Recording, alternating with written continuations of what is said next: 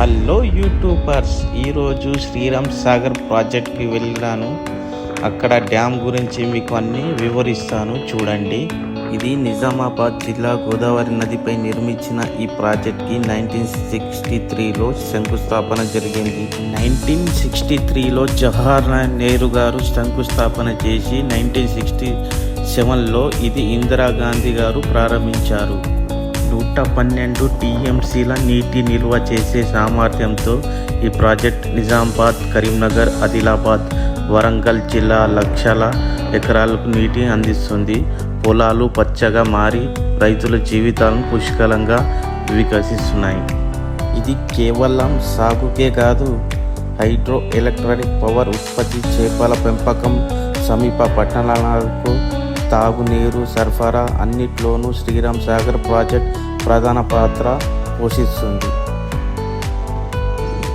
నేను వెళ్ళిన రోజు గేట్లు కూడా ఓపెన్ చేయడం జరిగింది. దాని అందాలు చూసి ఆనందించండి. నేను కూడా చాలా ఆనందించాను. చూడండి, ఒక్కొక్కటి గేట్స్ ఎట్లా ఓపెన్ చేస్తారో నేను దగ్గరుండి చూసినాను, మీకు చూపిస్తున్నాను, చూడండి.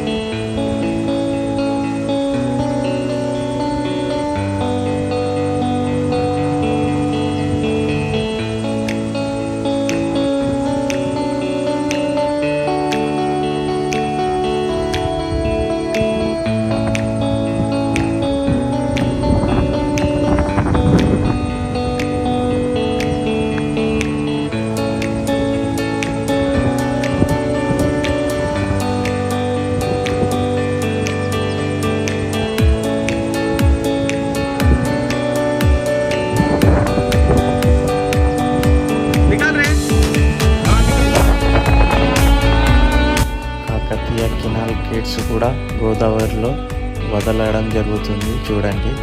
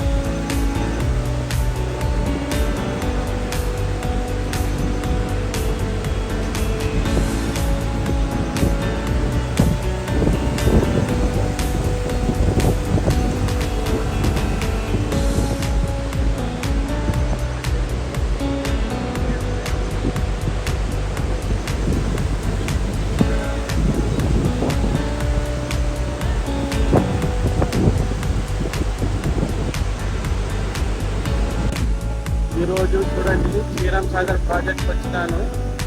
విజువల్స్ చూడండి.